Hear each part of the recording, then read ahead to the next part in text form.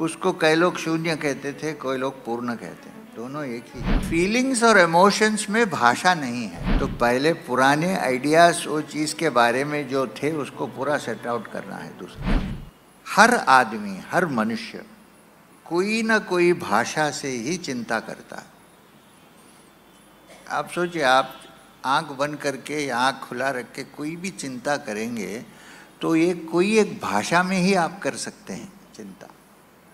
Without language आप कर नहीं सकते। वो आपका लैंग्वेज बाय बर्थ होगा या सीखे होंगे या इंटेलेक्चुअल लैंग्वेज होगा, कुछ ना कुछ होगा। जब मैं कहता हूँ मैं अभी चिंतन कर रहा हूँ, मैं हिंदी में कर रहा हूँ, वो चिंता हिंदी में हो रही है।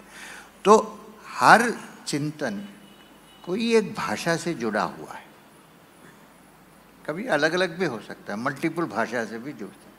हमारा प्रश्न ये है, मैं ये पूछ रहा हूँ कि क्या ऐसा कोई चिंता हो सकती है जिसमें भाषा ही नहीं है?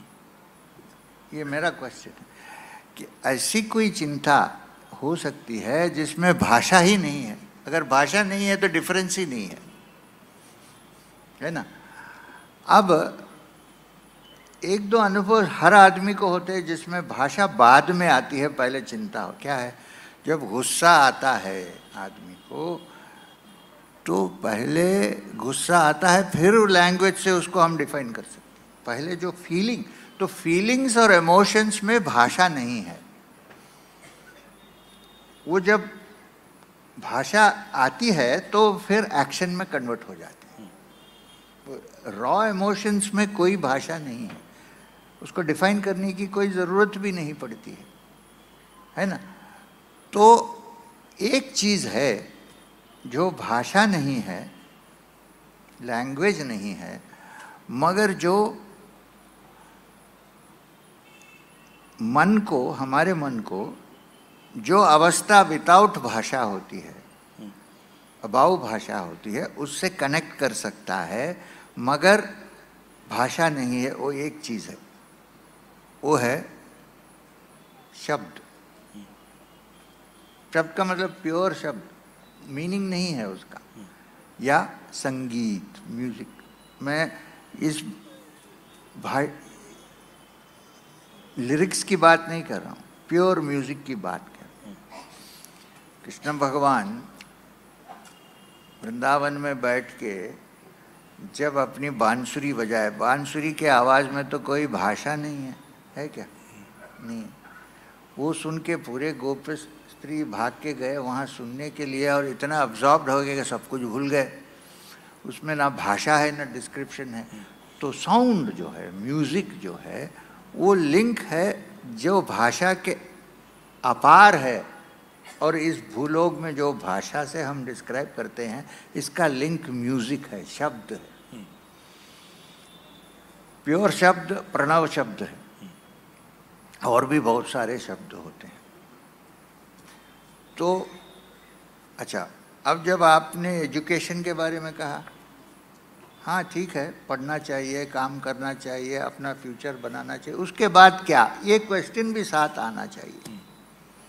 ऐसा नहीं कि मुझे प्रमोशन मिल गया या मुझे डिग्री मिल गई, मैं इतना बड़ा क्वालिफाइड आदमी हो गया, बस इससे ख़त्म नहीं होती ज़िंदगी। और भी बहुत, और ये सच है कि जब ज़िंदगी में हमें तकलीफ़ होती है तभी हम इन क्वेश्चंस के बारे में सोचने लगते हैं, नहीं तो नहीं सोचते। गुरु नानक ने बड़ी अच्छी तरह कहा कि दुख में सुमिरन सब करे, सुख में करे न कोई। सुमिरन सब शुरू होता है जब कुछ ना कुछ दुख होता है, मगर जब दुख होता है तो हम उसको कारपेट के नीचे करके, उसको बंद करके, वो जो बॉटल में जो स्पिरिट आता है उसमें लग जाते हैं और उसको ख़त्म कर देते हैं, उसको रहने नहीं देते हैं। उसको अगर रह के स्टडी करेंगे आप तो समझ में आएगा क्यों आया है, दिखाने के लिए कि इससे भी ज़्यादा कोई चीज़ है, आगे बढ़ी हुई है। तो स्टूडेंट्स के सिलेबस में आध्यात्मिक सेक्शन एक लगाना चाहिए, ऑप्शनल नहीं कि सबको कंपलसरी करें, ऑप्शनल। इसको पढ़िए, डिग्री लीजिए, मगर इसको भी सोचिए कुछ, ये आपका अंदर का जो आपकी आइडेंटिटी है उसके बारे में स्टडी, तो इससे बहुत कुछ काम चलेगा। अब दो चीज़ मैंने कहा, एक थॉट विदाउट थॉट कुछ है क्या? साउंड है।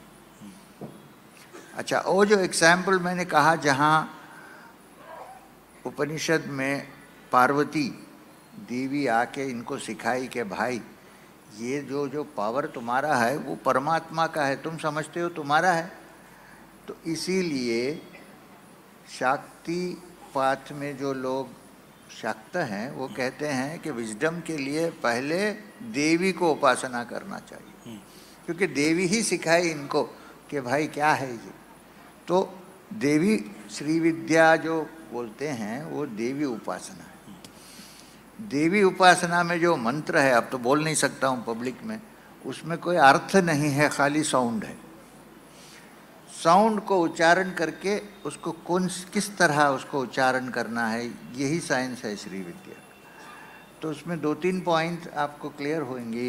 एक है कि बियॉन्ड वर्ड्स कुछ है, और म्यूज़िक कभी वर्ड से जमने की ज़रूरत भी नहीं है, प्योर म्यूज़िक भी हो सकता है, और वो आपको भूलोक से भूलोक की तरह स्वर्गलोक लेके जा सकता है, और उसके आगे मोक्ष पे भी लेके जाके खड़ा सकता है। तीसरा, ईगो जो है, खाली जो वो सीध खोल के देखा तो कुछ नहीं था, तो नॉर्मली इंटरप्रेट करते हैं कि जो एम्प्टीनेस से पूरा, एम्प्टीनेस नहीं है वो, एम्प्टीनेस जो है वो सबसे बड़ी पूर्णता है। यही ट्रेडिशनल आर्गुमेंट चलता आया है शंकराचार्य के ज़माने से। उन्होंने कहा जो सुप्रीम बीइंग है वो पूर्ण है, और बुद्धिस्ट फिलॉसफी में उसको शून्य कहते हैं।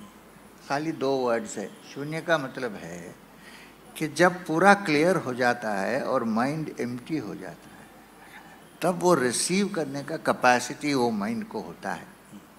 अब देखिए आपके पास कोई, अब ये है,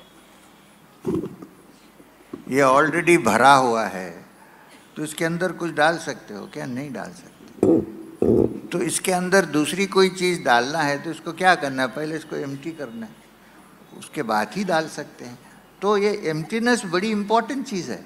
अब ये ग्लास में सबसे इम्पॉर्टेंट क्या है? मटेरियल है कि अंदर है? अब पानी आप यहाँ डालते हो कि यहाँ डालते हो? एम्प्टीनेस में डालते हो। तो स्ट्रक्चर होना चाहिए, मगर जो एम्प्टी स्पेस है उसकी बड़ी ज़रूरत है।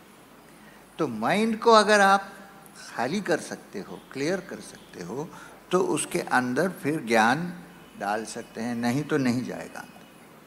अब भरा ग्लास के अंदर पानी डालोगे तो पूरा बाहर जाएगा। ये मेरे कहने का मतलब था। एम्प्टीनेस का मतलब नहीं है कि कुछ नहीं है। एम्प्टीनेस का मतलब है कि जो हम डिफाइन नहीं कर सकते, जिसको हम अपने 5 सेंसेस से और इंटेलिजेंस से डिफाइन नहीं कर सकते, उसको कई लोग शून्य कहते थे, कोई लोग पूर्ण कहते हैं, दोनों एक ही है। अच्छा, अब प्रैक्टिकल एस्पेक्ट देखिए। आपको कोई नई चीज़ के बारे में सीखना है तो पहले पुराने आइडियाज़ वो चीज़ के बारे में जो थे उसको पूरा सेट आउट करना है, दूसरा वॉशिंग करके निकाल देना है, नहीं तो नया कुछ सीखेंगे नहीं, उसका स्पेस ही नहीं मिलेगा आपको सीखने के लिए। तो साधना में भी एक प्रोसेस है जिसको योग सूत्र में डिफाइन किया गया है, योगश्चित्त वृत्ति निरोधा। मतलब योग का डेफिनेशन है चित्त के अंदर जो वृत्तियां हैं वो वृत्ति को पूरा निकाल दें, निरोध करें, तब वो माइंड जो है काम, क्वाइट और एम्प्टी होता है। वो एम्प्टी के अंदर पूर्णता फिर वहाँ से शुरू होती है। ये है मेरे कहने का। महाराष्ट्रातील सर्व बातम्यांचे विश्वासार्ह व्यासपीठ, सकाळच्या सर्व सोशल मीडिया प्लॅटफॉर्मला लाईक, फॉलो आणि सबस्क्राईब करा। तसंच सर्व नोटिफिकेशनसाठी बेल आयकॉन प्रेस करायला विसरू नका।